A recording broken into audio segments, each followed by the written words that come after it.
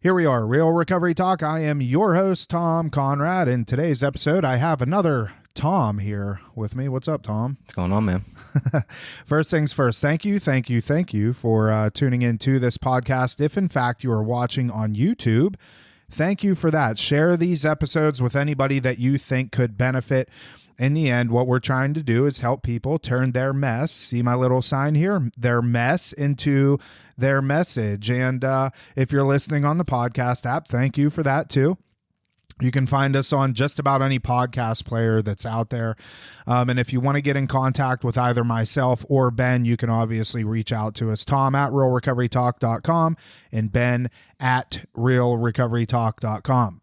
All right, let's just get right into it, Tom. I wanted to bring Tom on the podcast because he's somebody that is getting sober, obviously. And as somebody getting sober, he has a story. And, Tom, so just to kind of lay some groundwork, I suppose, the people, I'm going to say a lot of the people that watch and listen to this podcast are people that are families and loved ones. I did get an interesting comment on one of the YouTube videos, or maybe it was an email. I can't remember. And whoever you were, thank you for the clarification that they said, hey, listen, it's not just families and loved ones that listen to this. It is people that, oh, I remember who it was. I think it was a young lady or a lady in Canada, Ontario, Canada, that said it's not just families and loved ones that watch or listen to this stuff. So we have people listening to it that are addicts, that are clean and sober, that are trying to get clean and sober. But we also have families and loved ones that are dealing with people like you and I.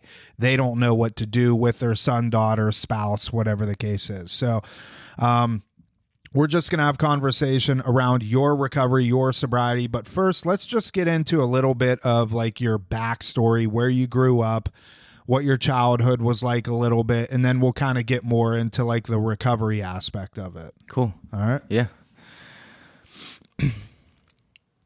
Whenever you're ready. Yeah. So my name is Tom. I am an alcoholic. I struggled to say that for a long time, but it's easy now. I'm the oldest of 6 kids. Great mom and dad. We grew up in Springfield, PA, which is just outside Philly. Pretty normal childhood, honestly. Not really a big school guy. Not difficult for me per se. Just not really my thing. Grew up playing soccer, baseball, fishing in the creek with my brothers and sisters. My dad was there for everything, like always the coach of all of our intramural sports. Taught us how to, do that fishing stuff we did. You name it, my dad was there helping with all of it. And my mom was home, keeping us all, as polite and well-rounded as she could. Like, my mom was awesome. She's the mother of 6 kids. People asked her what she did for a living, and that was her job, man. I don't know how she did it. 6 kids in 10 years, it's crazy. And through all that, I was taught, it's not the material things. It's not really how I operate in my life. It's more the experiences and the people I know, and how you treat people is really, really big for me. And I used to not really understand that until I got older, and now I realize like all the sacrifices my parents made were the biggest lesson they taught me. I just had to get old enough to understand what all that was. So your parents obviously were heavily involved, which is interesting because, again, a lot of times people, and we've actually done this on the podcast, shared this message of, addiction oftentimes is rooted in one's childhood. You had a normal upbringing, sounds like. Was alcohol or drugs ever like a part of, growing up as a child? Was it something that you were exposed to or not really? My parents have used, they use it as normal people. I remember the first time I ever tried beer was, on a family vacation. My dad let me try a Sam Adams because he knew I would hate it. And it worked. I didn't pick alcohol up until I was, a week before my 21st birthday. Like, I vividly remember the first time. And at the time, I didn't realize that I was drinking differently. I was drinking to get drunk. I thought that's what you did. And that continued with me really up until I stopped using. Honestly, I never drank unless the point was to get drunk. I didn't understand why would you drink if that wasn't the point? Like, that's what it does to you. Yeah, man, I did have a normal childhood. Bullying was big in my life. I still carry some resentments to a lot of those people. That's really the only struggle I had, to be honest. You got bullied a lot? Yeah, severely. All throughout elementary school is when it started, up middle school, even high school. I hated school, man. That's probably a big part of why I hated it. I don't know why. I guess that's the big question to everyone who's bullied is like, why me? Like, why am I the one that's picked on all the time? A lot of those people have apologized since, but I'm the one that carries that grudge. And throughout all this whole process so far, it's been something I've really been trying to tackle. We're going to do a slight pause here. Move this a little bit up because hang on, take your hands off it. Yeah, see, it's got that's all right. Just don't touch it. Yeah, because for some reason, there's a wobble in it. Okay. Interesting you talk about the bullying. That's something, full transparency. I had my fair share of it too. And it was, I didn't like school. I didn't like, going to school. But when I was able to deal with it was whenever I figured out that there was a group of kids that kind of fell in line with the things that I wanted to do. I grew up playing sports in school. I played baseball. I played football. I didn't do basketball or nothing like that, but I was baseball and football.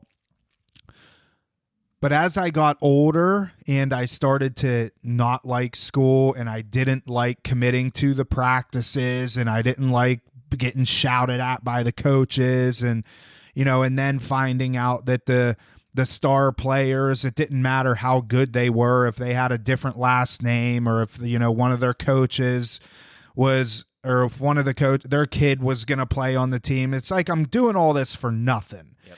And I found a group of people in the 10th grade that, wanted to dabble in other stuff, smoking some weed, having some beers, getting a little buzz on before the high school football game and stuff like that. And that's when I started gravitating more towards the substance abuse side of things. And that really, I think, is what,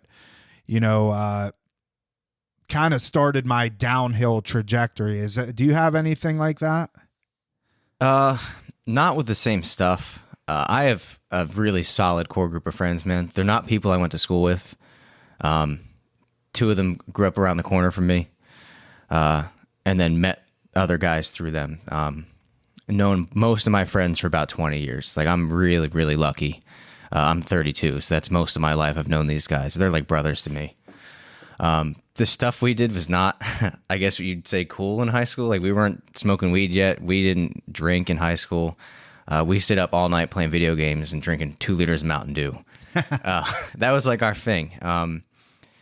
And we still have, really good memories of that stuff. So weird. I didn't drink with those guys. Like, I have since, but not as kids. We never did that stuff.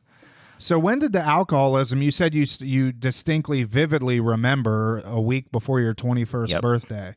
Take us through that, and then let's get into like when the alcoholism kind of really grabbed a hold of you. Yeah, so my first real job, and I say real because I held it for a long time and I moved up in the ranks there, was in restaurants.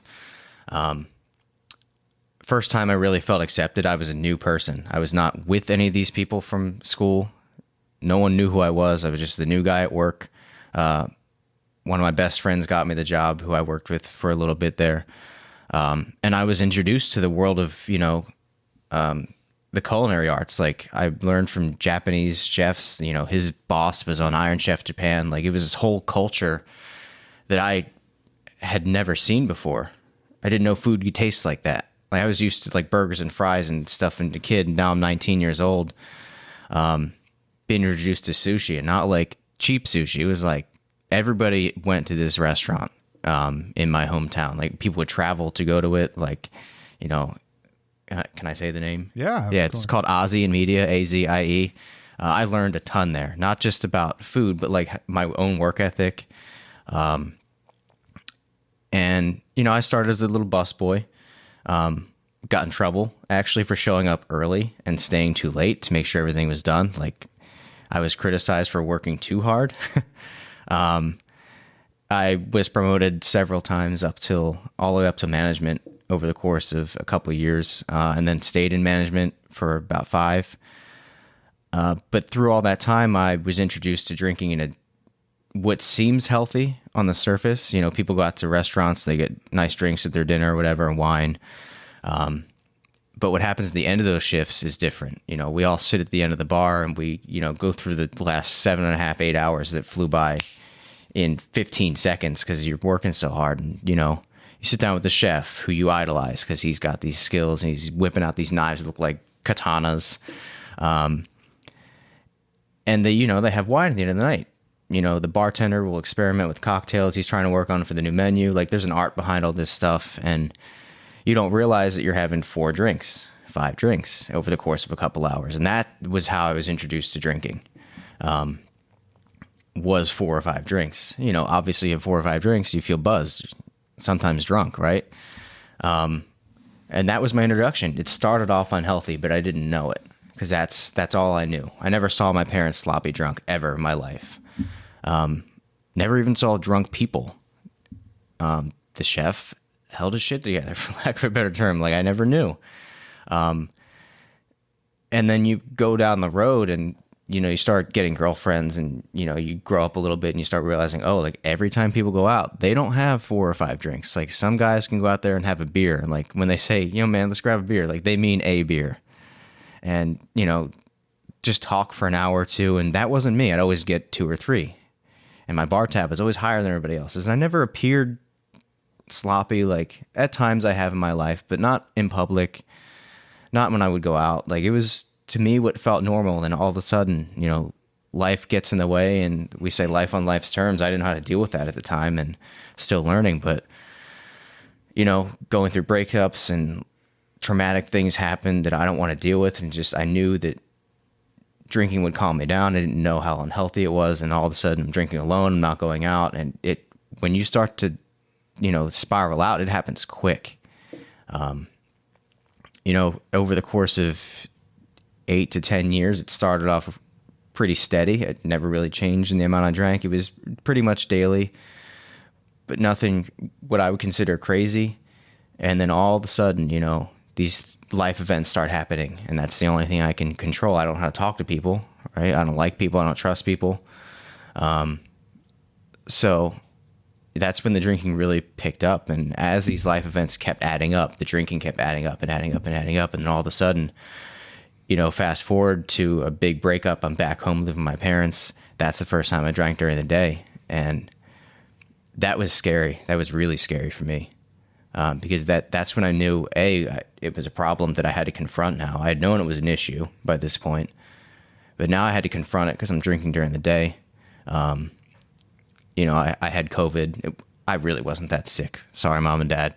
I was hiding in my room. They told me to stay in my room, so I stayed in my room. And I was going through that big breakup.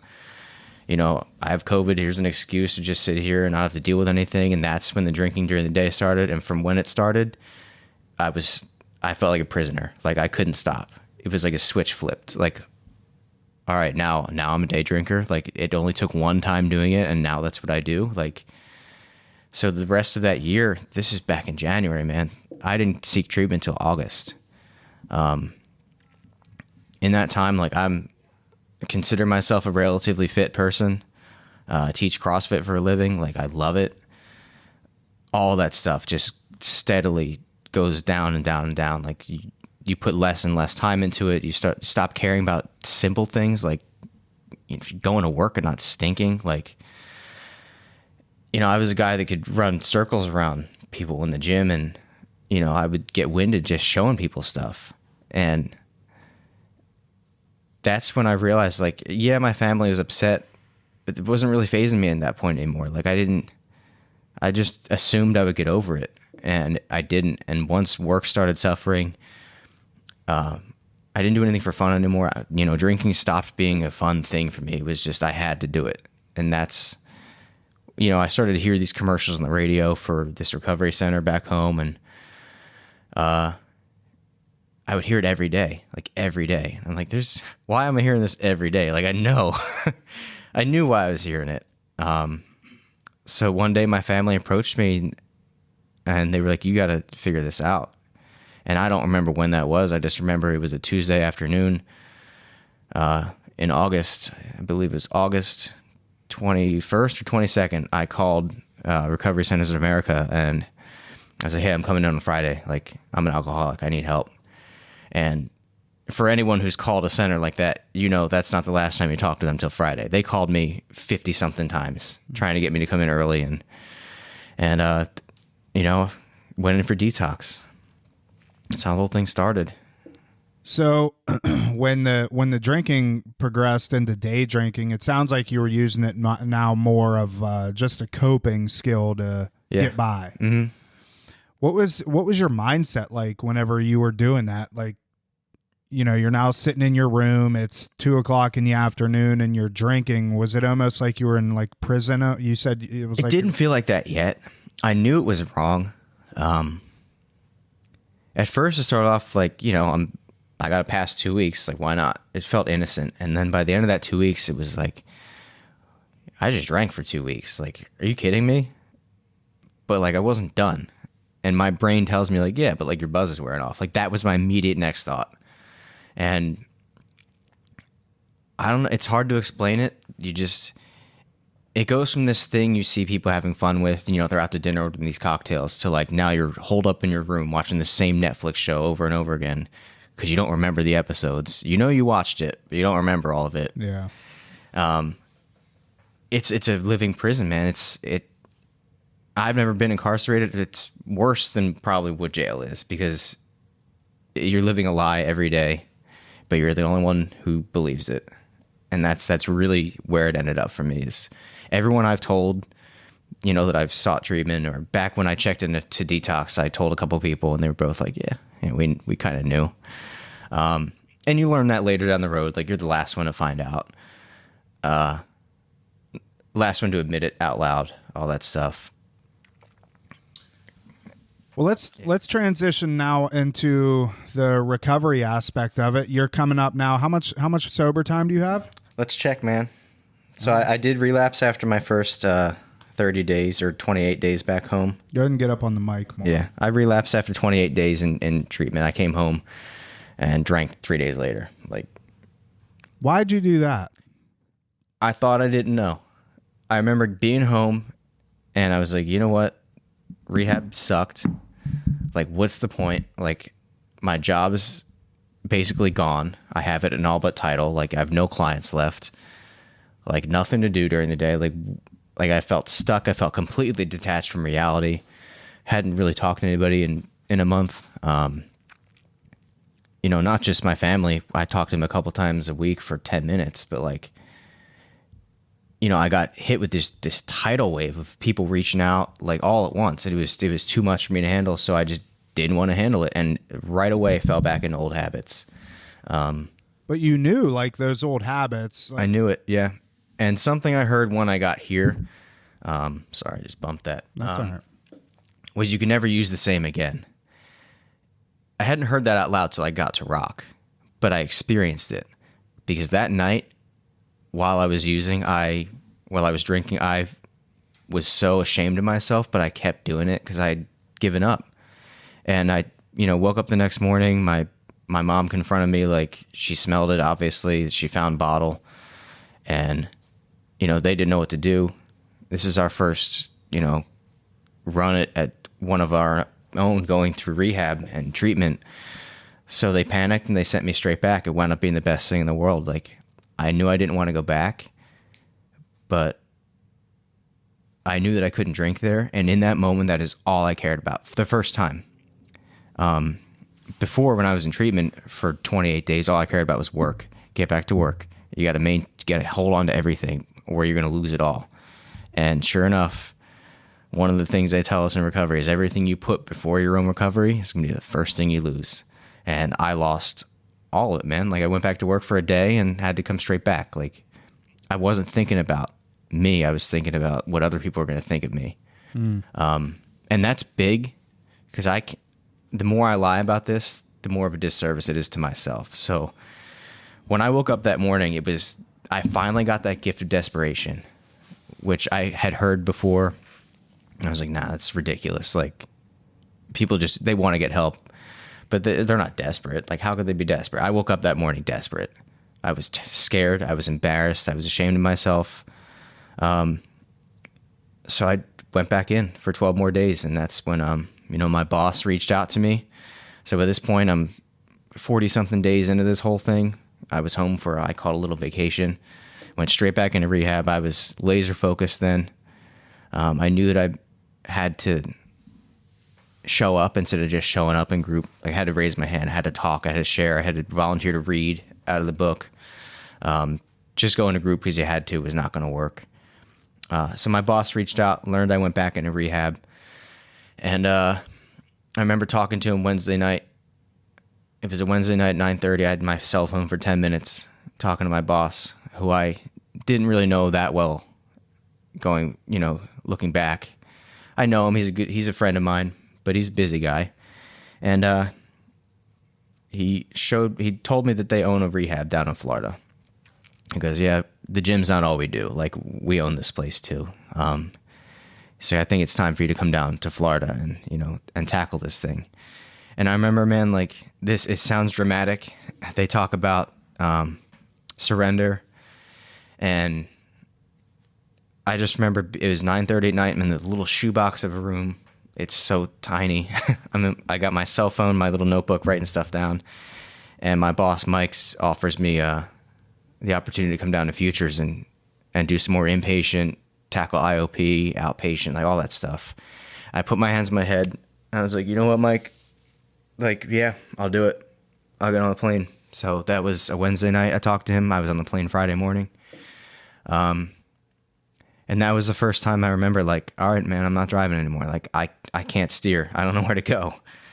And that made the biggest difference for me. If I hadn't gotten on that plane, like, I probably would have done 28 more days with the only focus being on that last day, like getting out. I probably would have drank again. Like, I had to come down here. I had to give up and let someone else help me out. That's been the hardest part of the whole thing, is like, I don't have to do it alone.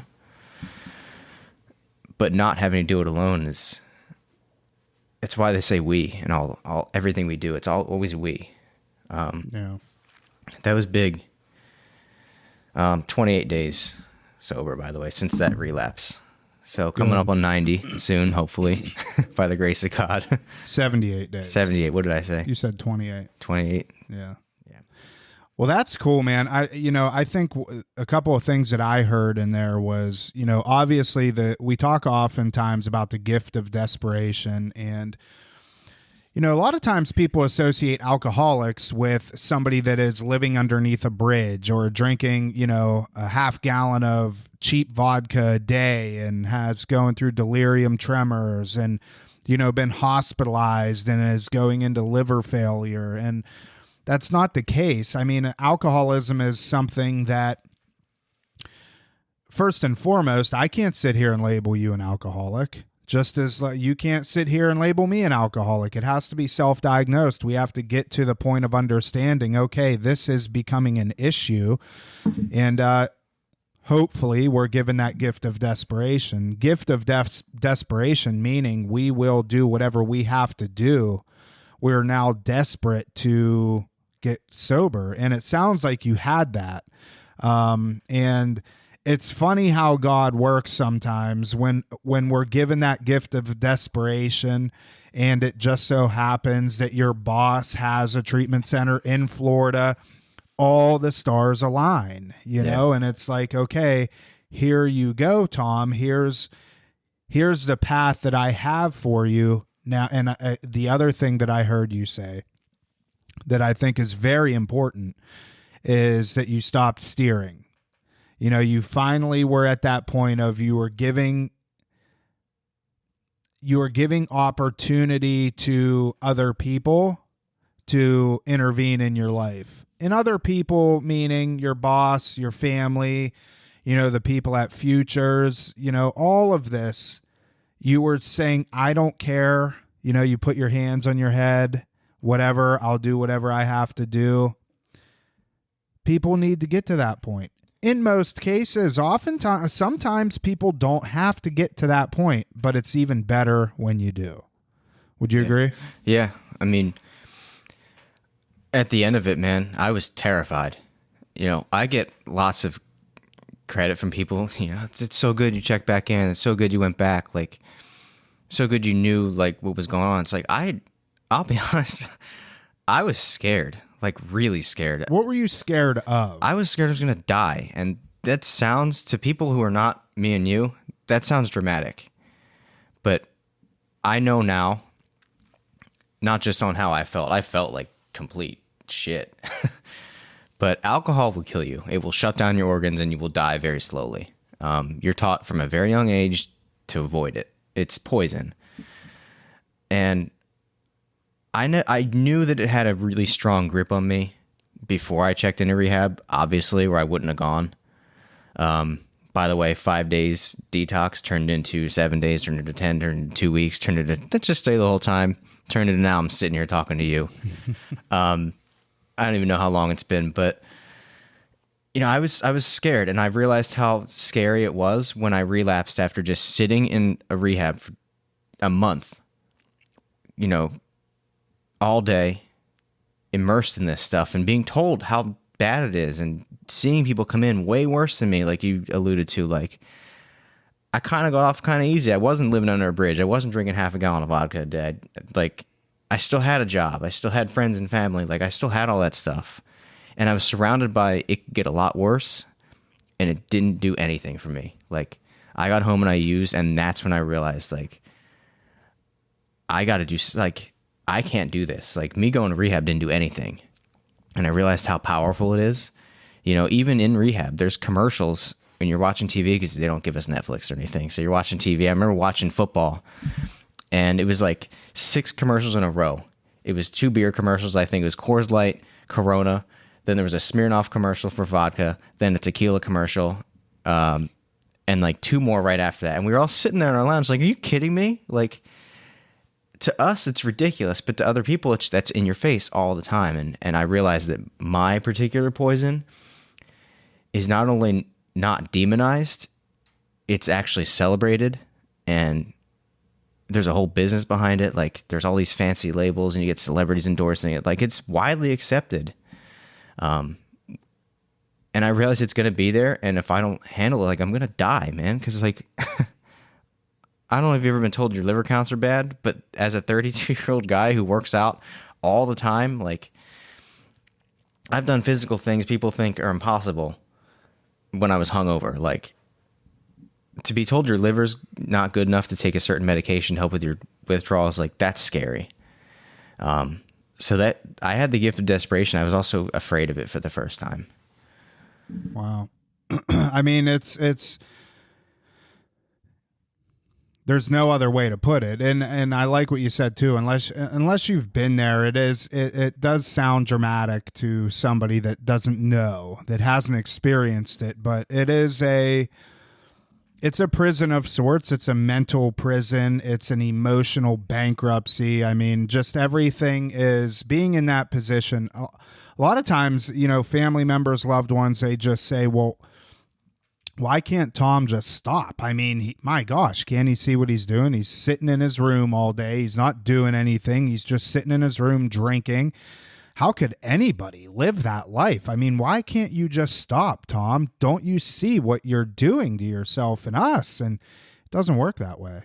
If it did, then I would be unemployed. You wouldn't be sitting here. You would be sober up in, wherever, Pennsylvania, New Jersey, wherever. Really, yeah. Doing your thing. And it doesn't work that way. I mean, we are wired differently for whatever reason. But the good thing is, and I like what you said, or what you were alluding to, I'm grateful today. So am I, man. Like, you say stars aligned. Yeah. Remember the first time I walked in here? Yeah. I was wearing a powerlifting shirt from Hybrid. Yes. And you look at me like, who's this dude? Yeah. So Tom walks in, he has a hybrid shirt on. So Hybrid Performance Method was a gym that was down in Miami. And a good friend of mine, Alex Uslar, he was a part of that gym and has since gone and opened Ghost Gym Miami. So we had a mutual kind of commonality, I suppose, It's like this right niche off the powerlifting community. Yeah. And I actually told Alex about that, and one of these days here in the near future, we'll take a drive down and see him. And he was actually on the podcast years ago. He's 10 years sober now through, his story's interesting. He got sober strictly through lifting and fitness and stuff. He doesn't do 12-step program. He's an atheist. He's very open about being an atheist. I always take little jabs at him and he takes jabs at me, about, I'm a Christian. He's an atheist, but we're really good friends and he's a super nice guy. Point is that I'm grateful today for being an alcoholic because it's given me the life that I have today. So share a little bit about that before we wrap up. Your mindset, where things are for you today, what you envision your life to be moving forward, and kind of what sobriety's given to you up to this point. Yeah, that's a lot to answer real quick, but I'm someone who is never in the moment. I'm always living a few steps ahead of myself. I fire from the hip, but I expect perfection. It's a weird, kind of terrible combination, to be honest. Right now, we get a lot of messages in groups from different people that come in and facilitate them, whether they're outside speakers, our group therapists here, those in recovery, those not. The one thing that has stuck with me is just do the next right thing. We get all these tiny little sayings all the time. That's my favorite one. So right now, I'm just trying to do that every day. Like, I'm trying not to let the little things frustrate me. Like, everything else will fall into place. I've proven to myself I'm resourceful. I'll figure out everything I need to do. But if I keep getting hung up on the little things, like where I'm working, like I'm going to be working in a restaurant, I don't want to do that, but I need a paycheck, right? I'm trying to appreciate the small nuances of, sober living. Like, there's a reason we have roommates, right? None of us want one, but we all have one. There's a reason for that. There's a reason you're living with guys, from different walks of life. Like, we're learning from each other every day. I happened to find rock recovery. Like, I got here and I was like, I'm coming here. Like, before I even left, I met people who speak my language. Like, they understand, like, I'm more than just Tom, the alcoholic who's in rehab right now. Like, I'm not a case number to you guys.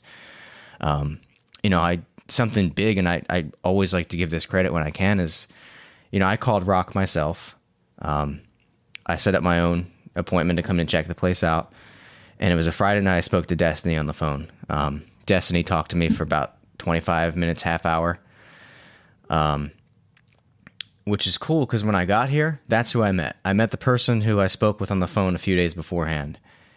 And she remembered who I was. She remembered what we talked about. That's when I met Ben, before I came up here and met you guys. And I felt like Tom again. Like, for the first time in all this treatment, like, it wasn't a case number. No one was concerned, what step I was on. I was Tom, the person who needed help. And I was like, oh, there's a gym here? Like, you guys do workout groups 3 times a week? Like, there's more to this than just sitting in a circle all the time and talking. Like, that's really what I'm trying to get back to, is living. Alcohol took a lot from me, but I'm someone who likes to have fun and not take things too seriously. That was robbed of me. I let it happen to an extent, but I'm just trying to get that back. So just looking forward to enjoying the next year of my life instead of dreading every single day I wake up and have to do it again. Like, learn to appreciate, like, yeah, my feet hang off the edge of my mattress, but I'm not hungover. I don't have to worry about getting more today. Like, I'm happy. I'm never been happier in my life with less than I have. And that is the biggest gift I've received so far, is like going back to when I was a little kid, growing up with 6 kids. We didn't need new cars. We didn't need to go fancy vacations. Like, what we had was enough and more than enough. And I finally get to feel that again. Wow. That was good, man. I think that living with less, Yeah, it's like, I'm happy. Yeah. Dude, thanks, man. Well, listen, I hope that was something that gave you some hope, some inspiration. Tom has obviously proving to himself and to everybody that he's in contact with what sobriety can, in fact, do for you. Tom, you're awesome. You're a blessing to have here. Excited to see, what you got going on in the future. Funny thing is, you're going down now to teach our CrossFit class, and so it's awesome having you here. And like I said, we'll get you down to Miami, and you got some tears of joy there, brother. I like to see it. It's real, man. Yeah, good. All right, listen, thank you for tuning in. Thank you for listening. If in fact you want to have a conversation with myself or Ben or Tom, you can always reach out to us, Tom at realrecoverytalk.com, Ben at realrecoverytalk.com. We'll gladly have a conversation with you. We're going to ask you for your phone number. I don't want to have a full-blown conversation via email. It's not possible. But I will call you, and we will talk about your specific situation and hopefully get you some help that you need. So in the end, what we want to do is help you turn your mess into your message. That is it. We will see y'all later.